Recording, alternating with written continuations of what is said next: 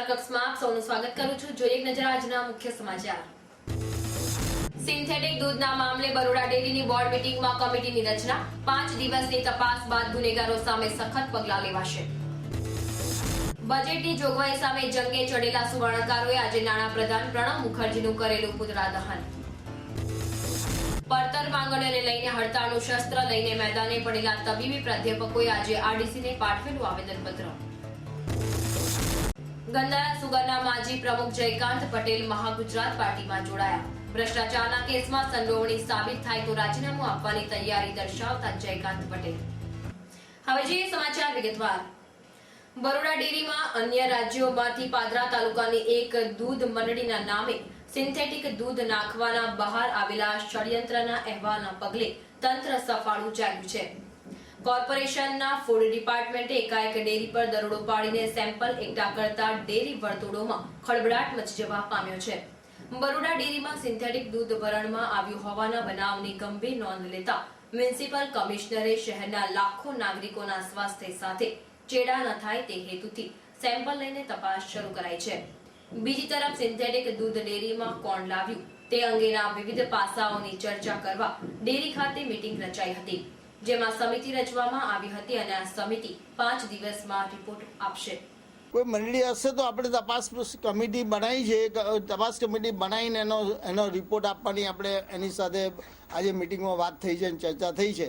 એ પ્રમાણે કમિટી એનું આખી બધી મંડળીઓનું રિપોર્ટ લેશે અને એનો ચકાસીને પછી ખબર પડશે એને આપણે એને સસ્પેન્ડ થશે, જે તે માણસને એનો અધિકારી હોય કે ગમે તે હોય કે મંડળીવાળો હોય એને સસ્પેન્ડ થશે।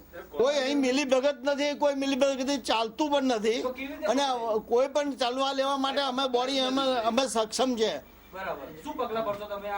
બધું પગલા તમને કહી દીધો છે, હમણાં વાત મેં કરી એની અંદર। પોલીસ તંત્રની મીઠી નજર તળે ગેરકાયદેસર મુસાફરો ભરીને જીપ તથા સિટી રાઇડ વાહનો મુક્ત રીતે ફરતા હતા। ગેરકાયદેસર ફરતા આ વાહનો નાણાં કમાવા આડેધડ મુસાફરો ભરવાના કારણે કેટલીક વાર અકસ્માત પણ સર્જાતા હોય છે। આજ રોજ સુપ્રિન્ટેન્ડન્ટ ઓફ પોલીસના આદેશથી તાલુકા પોલીસે કડક કામગીરી હાથ ધરીને ગેરકાયદેસર મુસાફરોની હેરાફેરી કરતા 15 વાહનો ડિટેન કર્યા હતા। તાલુકા પોલીસની કામગીરીના પગલે ગેરકાયદેસર હેરાફેરી કરતા વાહન ચાલકોમાં ફફડાટ વ્યાપી ગયો હતો। કેન્દ્ર સરકારે જાહેર કરેલા બજેટમાં કસ્ટમ અને એક્સાઇઝ ડ્યુટીનો વધારો અન્યાયી અને વેગ આપનારો ગણાવીને તેને રદ કરવાના દ્રઢ નિર્ણય સાથે સુવર્ણકારોએ આંદોલન છેડ્યું છે। આ નવો કાળો કાયદો વિદેશીઓને ફાયદો કરાવવા માટે છે અને આ માટે દેશના કેટલાક સાંસદોને હાથો બનાવવામાં આવી રહ્યા છે તેવું જણાવીને રોષ વ્યક્ત કર્યો છે। આજે તમામ સુવર્ણકારોએ નાણાપ્રધાન પ્રણવ મુખર્જીનું પુતળું બાળીને કેન્દ્ર સરકાર સામે આક્રોશ ઠાલવ્યો હતો।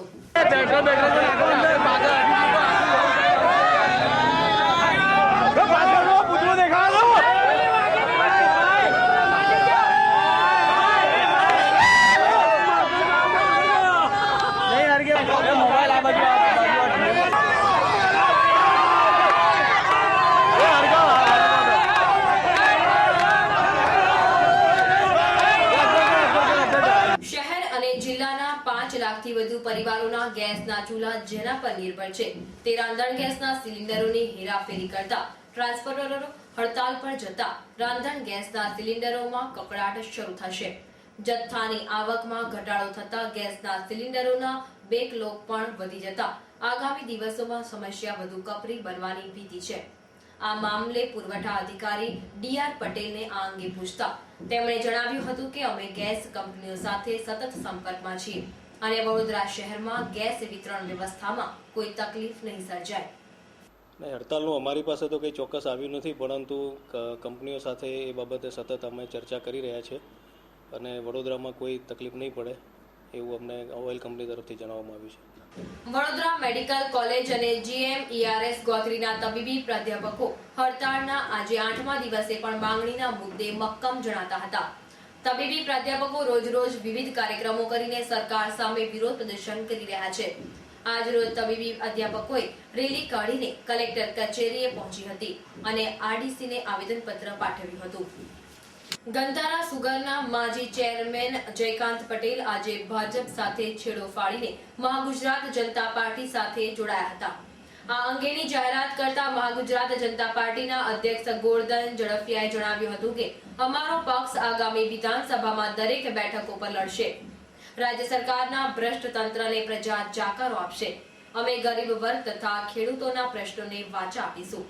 વધુમાં તેમણે જણાવ્યું હતું કે જયકાંત પટેલ સામે જે સિવિલ કોર્ટમાં કેસ ચાલી રહ્યો છે, જો તેમાં તેમના સામે આરોપો સાબિત થશે તો અમે તેમને સસ્પેન્ડ કરી નાખીશું.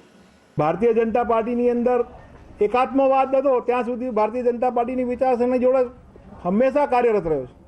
પણ જ્યારે વ્યક્તિવાદ શરૂ થઈ ગયો અને મને એવું લાગ્યું કે મારી જાતને હાંસિયામાં મૂકવામાં આવી રહી છે, ત્યારે એકાત્મવાદવાળી પાર્ટી માત્ર ગુજરાતની અંદર મહાગુજરાત જનતા પાર્ટી જ છે. એટલે બીજો મારી પાસે વિકલ્પ છે નહીં. અને મધ્ય ગુજરાતની અંદર આગામી દિવસની અંદર તમામ ક્ષેત્રે, સહકારી ક્ષેત્ર હોય કે વિદ્યાર્થી ક્ષેત્ર હોય, તમામ ક્ષેત્રે અમે ચૂંટણીઓ લડવાના છે. અને સહકારી ક્ષેત્રના જે ભ્રષ્ટાચારો થઈ રહ્યા છે મધ્ય ગુજરાતની અંદર ખાસ કરીને, એને બી ઉજાગર કરવાના છે. વ્યક્તિવાદની વાત કરી, બીજેપીમાં વ્યક્તિવાદ માટે કોણ જવાબદાર તમે માનો છો? હવે એ તો સૌ લોકો જાણે છે વ્યક્તિવાદ કોણ જવાબદાર. વ્યક્તિવાદમાં જવાબદાર મૂળ ઉપરના માણસથી ચાલુ થાય.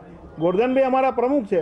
હવે જો એ વ્યક્તિવાદ ચલાવે તો અમારી પાર્ટીનો વ્યાપ થવાનો નથી. પણ આ બનાવેલી પાર્ટી, બનેલી દુકાનને ચલાવવા વાળો એક માણસ આવ્યો એટલે આ દુકાન વિખરાવા. અમારે દુકાન ઊભી કરવાની છે.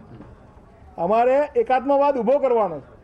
વડોદરા મહાનગર સેવા સદનનું વહીવટી તંત્ર બિનકાર્યક્ષમ અને સત્તાધારી પક્ષ આ બાબતે દુર્લક્ષ સેવે છે તથા સેવા સદન ભ્રષ્ટાચારથી ખદબદે છે તેવા આક્ષેપો પૂર્વ ડેપ્યુટી મેયર ચિરાગ ઝવેરીએ કર્યા હતા.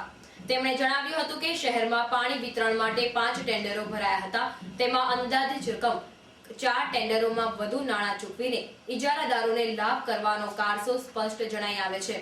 કેન્દ્ર સરકાર, રાજ્ય સરકાર અને સેવા સદનના નાણાંનો વહીવટી તંત્ર વેડફાટ કરી રહ્યું છે. 5 પૈકી માત્ર 1 કામમાં ટેન્ડરની રકમ કરતા 0.12% ઓછું આવ્યું છે, જ્યારે 4 કામોમાં 30 થી 36% વધારે આવ્યું છે. આ અંગે યોગ્ય તપાસ કરવા તેમણે મુખ્યમંત્રીને રજૂઆત કરી હતી. 5 કામ એક સરખા કામ છે.